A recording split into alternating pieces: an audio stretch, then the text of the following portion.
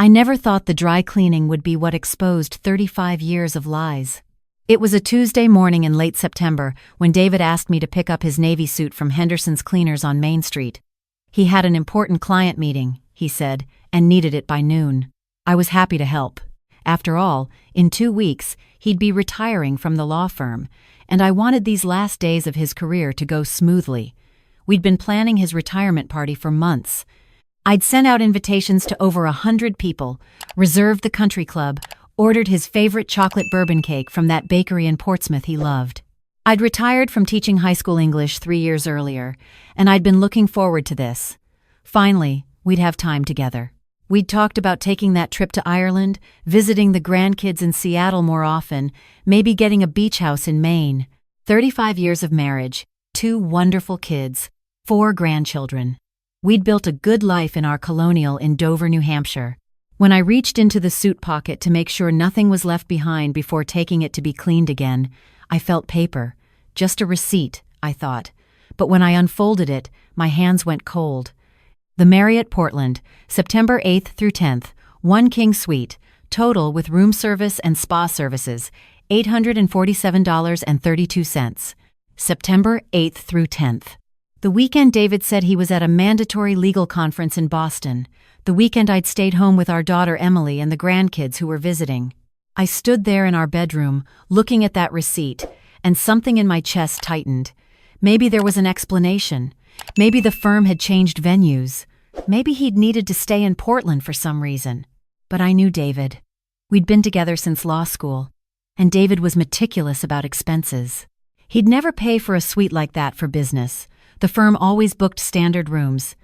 I sat down on our bed, the one we'd bought 20 years ago when we'd remodeled, and I made myself breathe.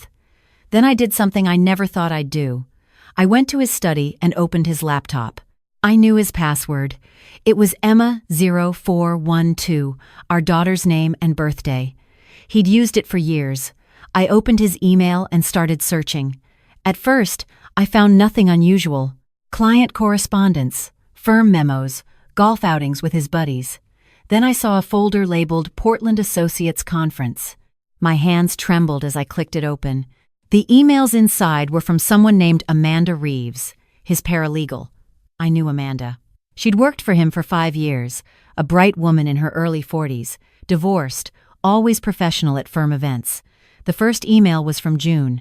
David, I've been thinking about what you said. I'm scared, but I'm ready. I love you too. I scrolled down.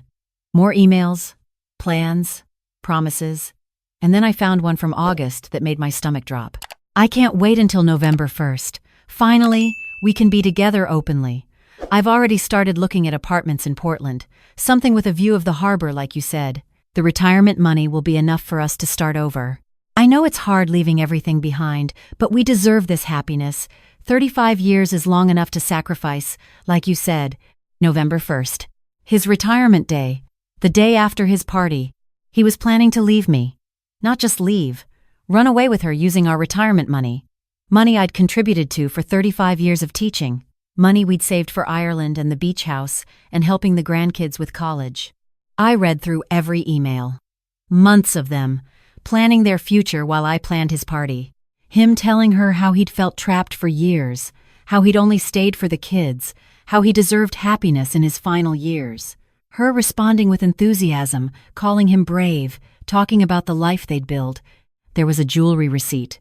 Tiffany's. $3,000 for a sapphire bracelet. Her birthday present, the email said. Her birthday had been in July. The same week he'd told me he had to work late on a big case and couldn't make our anniversary dinner. We'd rescheduled for the next week. I closed the laptop carefully and walked back to our bedroom. I looked at myself in the mirror. 62 years old. Gray hair I'd finally stopped dyeing because David said he liked it natural. Laugh lines around my eyes from 3.5 decades of smiling. I'd thought they were mostly happy years. But apparently, I'd been wrong. I sat on the bed for a long time. I could have cried. Part of me wanted to. But another part of me, the part that had taught Macbeth and Medea to teenagers for 30 years, the part that understood how stories worked and how justice should be served, that part started thinking. I looked at the calendar on my phone. October 15th. The retirement party was October 30th. His actual retirement date was November 1st. According to the emails, he planned to tell me on November 2nd that he was leaving, after the party. After all, our friends and family had celebrated him. He was going to let me throw him a party and then abandon me. I picked up my phone and called my sister Claire in Boston. She answered on the second ring. "Claire," I said, my voice steady, "I need your help with something." 2 hours later, I sat in the office of Patricia Morrison, the best divorce attorney in New Hampshire. Claire had come with me, holding my hand while I showed Patricia everything. The emails, the receipt, the credit card statements I'd pulled showing 3 more hotel stays in Portland. Patricia was in her 50s, sharp-eyed and efficient. She listened to everything, took notes, and then leaned back in her chair. "Martha," she said, "I'm going to be direct with you. In New Hampshire, we have equitable distribution laws.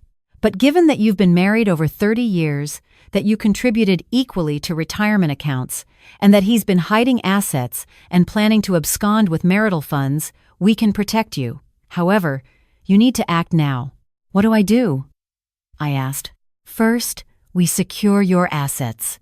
Tomorrow morning, you transfer exactly half of every joint account into an account in your name only. We document everything. Second, we file divorce papers immediately, but we don't serve them yet. We wait." "Wait for what?" Patricia smiled. It wasn't a nice smile. It was the smile of someone who'd seen this before and knew how to win. "You said his retirement party is October 30th? "Yes. And according to these emails, he's not planning to tell you until November 2nd? "That's right. Then we wait until the party. We serve him there, in front of everyone. It's dramatic, yes, but Martha, he was planning to let you throw him a celebration and then abandon you. Turnabout is fair play." I thought about it, about standing up at that party with everyone watching, about the humiliation he'd face. Then I thought about the humiliation he'd planned for me, telling me after the party, probably over coffee on a Saturday morning, "Martha, I'm leaving. I've found someone else. It's been over for years." "What about Amanda?" I asked. "She works for him. Will she be at the party?" Patricia checked her notes. "You invited her as part of the firm group, correct?" "Yes. All the paralegals and associates were invited." "Perfect. Even better." Over the next 2 weeks, I became someone I didn't recognize. I moved through our house like a ghost, playing the part of the devoted wife while I systematically dismantled everything he'd planned. I followed Patricia's instructions exactly. I transferred half of every joint account into a new account at a different bank. I documented every asset. I made copies of everything in his study. I even found his burner phone hidden in his golf bag in the garage. A cheap flip phone with only one number saved, Amanda.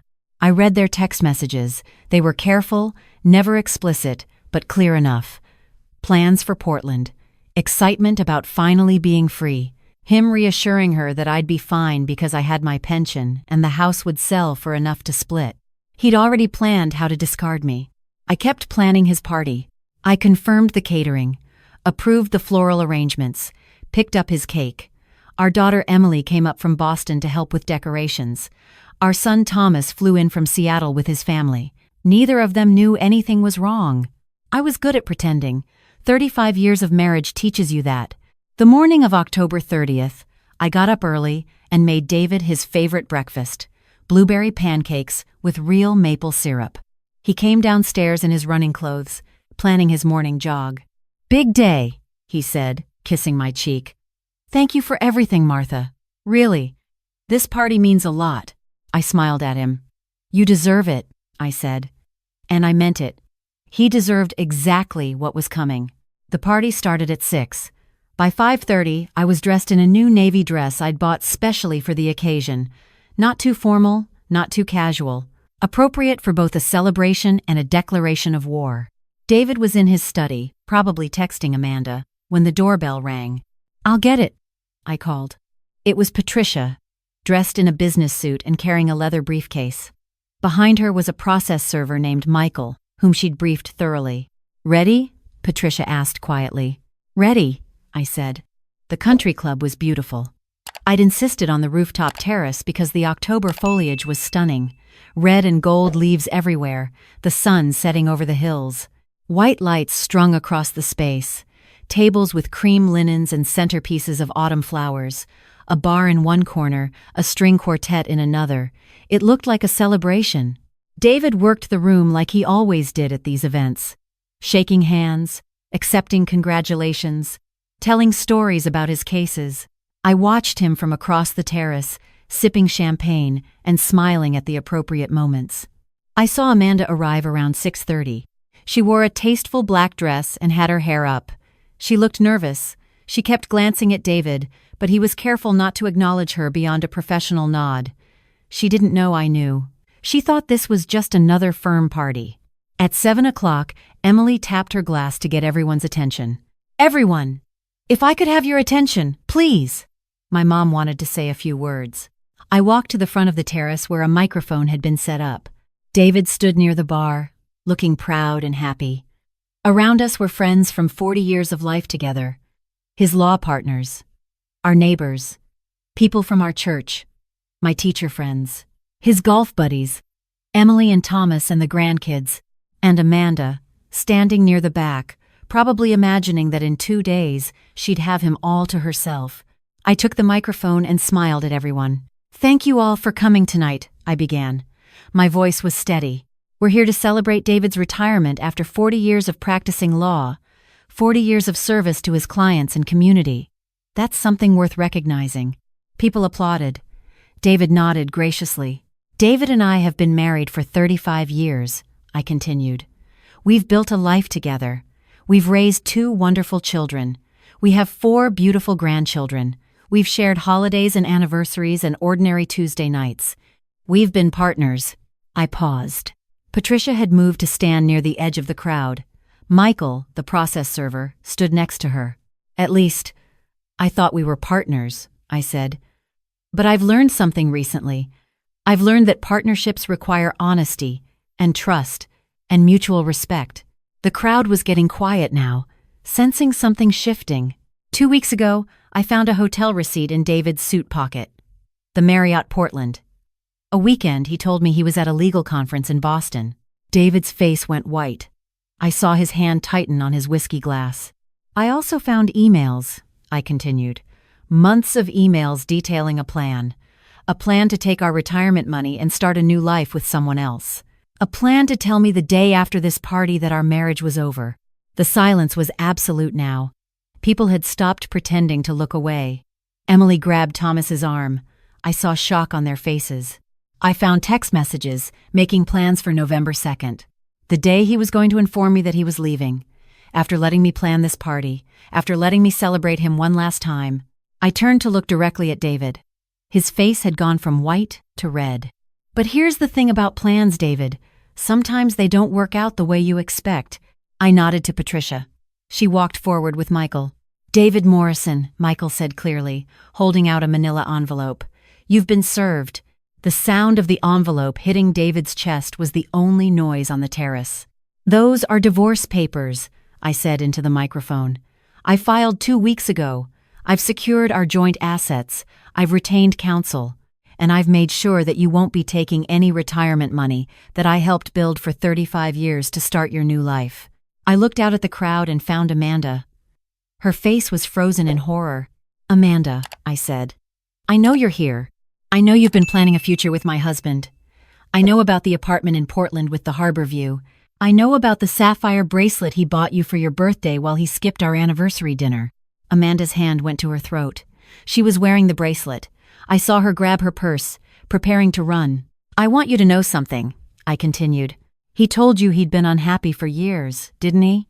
That he only stayed for the kids? That he deserved happiness in his final years?" She didn't answer, but I saw the truth on her face. "He told me you were just a colleague, professional and competent, but nothing more. He told me the hotel stays were conferences. The late nights were important cases. The distraction was stress from retirement planning."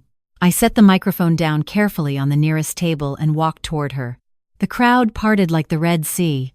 "We've both been lied to," I said quietly, though in the silence everyone could hear. "The difference is, I built 35 years with this man. I raised children with him. I sacrificed career opportunities so he could advance at the firm. I was a true partner. You were planning to benefit from the life I built, to spend the money I helped save, to live in comfort I helped create. Amanda's eyes were filling with tears. He said you knew, she whispered. He said you'd agreed to separate, that you wanted different things.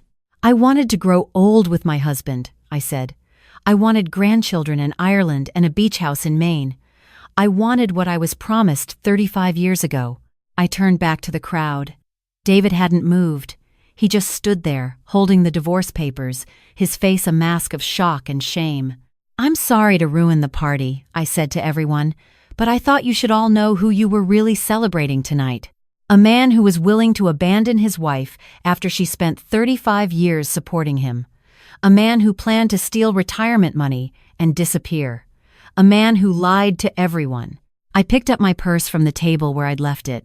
The catering is paid for, I said. The bar is open. Please, stay and enjoy. Consider it my retirement party instead. Because I've just retired from a marriage that stopped being real a long time ago, even if I didn't know it. I walked toward the exit. Emily and Thomas caught up with me at the door. Mom, Emily said, tears streaming down her face. Mom, we didn't know. I know, sweetheart, I said, hugging her. I didn't either until 2 weeks ago. What do you need? Thomas asked. His jaw was tight. He looked like he wanted to go back and punch his father. I need you to take care of your families, I said. I need you to be better spouses than your father was. I need you to remember that love is a choice you make every day, not just on the wedding day. Claire drove me home.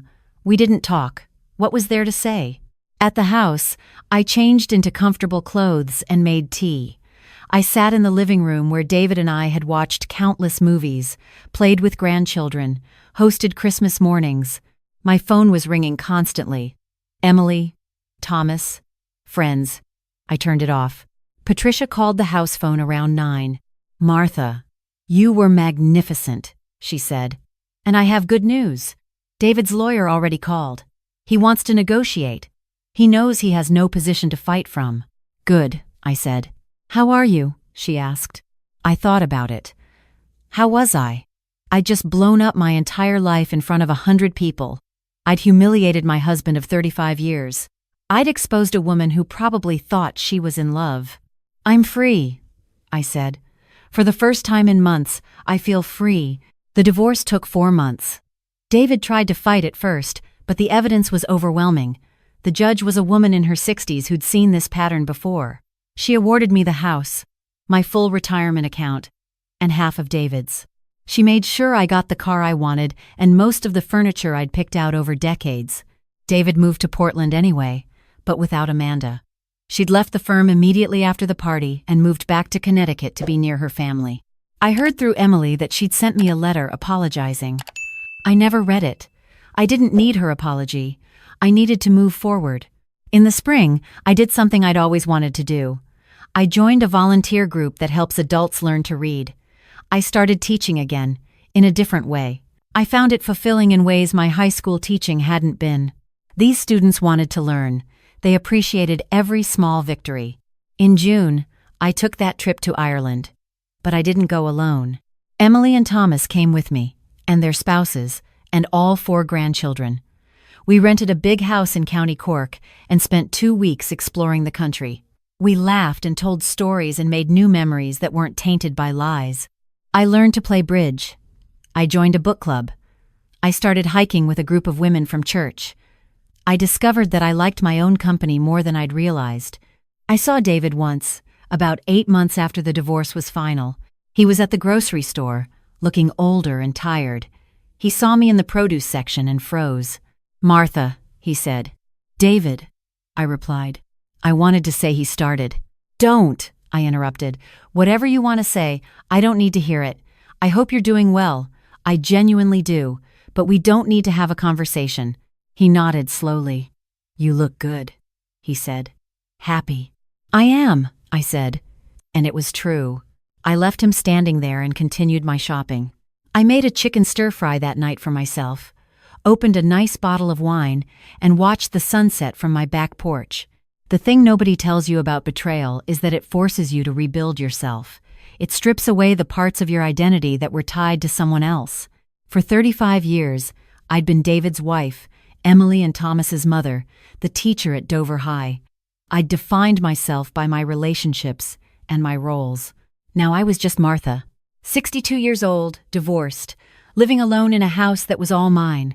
And I was discovering that Martha alone was someone interesting, someone capable, someone who didn't need anyone else to be complete. Did I miss being married? Sometimes. I missed having someone to share small moments with. The first snow of winter. A funny story from the grocery store. The quiet comfort of another person in the house. But I didn't miss being married to David. I didn't miss the version of marriage where one person was planning an exit while the other person planned a party. I didn't miss the lies or the betrayal or the sick feeling in my stomach every time I thought about those hotel receipts and emails. I'd learned something important. A relationship built on deception, no matter how long it lasts, eventually crumbles. The foundation was never solid, even if you didn't know it. Even if you thought you were building something real.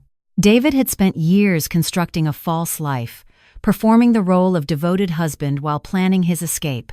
Amanda had built her dreams on the promise of someone else's retirement money and someone else's sacrifice. I'd built something real. I'd been honest. I'd kept my vows. And when it all fell apart, I still had myself. I still had my integrity. I still had the respect of my children and my friends. That was worth more than any retirement account or country club party. Sometimes, late at night, I think about that moment on the terrace, standing at the microphone with everyone watching, the weight of those divorce papers in Patricia's hands, the look on David's face when he realized his plan had failed. I don't regret it, not for a second. He'd planned to humiliate me quietly, privately, after using me one last time. I'd simply made sure the humiliation was public, immediate, and honest. Some people said I was too harsh, that I should have confronted him privately, that exposing him at his retirement party was cruel. But cruelty, I've learned, is letting someone believe in a partnership while you plan to destroy it. Cruelty is spending someone's love and loyalty like currency while planning your exit. Cruelty is 35 years of lies. What I did was justice. Plain and simple. And if it was also satisfying to see the look on his face when his carefully constructed lie fell apart, well, I'm only human. After 35 years of being the devoted wife, the supportive partner, the woman who put everyone else first, I earned the right to put myself first, to fight back, to refuse to be discarded quietly. I'm 63 now. I have lunch with my sister every week. I see my grandchildren regularly. I volunteer at the Literacy Center 3 days a week. I'm planning a trip to Scotland in the fall. I'm building a new life, and this time, it's all mine. Built on honesty instead of lies. On self-respect instead of sacrifice. On the truth that sometimes the bravest thing you can do is stand up at a party full of people and tell the truth, even when it's painful, even when it's humiliating, even when it destroys everything you thought you knew. Because the real destruction happened years ago, when David decided his comfort was worth more than my trust, when he chose his own happiness over our partnership, when he started building his exit while I was still building our life. I just made sure everyone knew, and I'd do it again.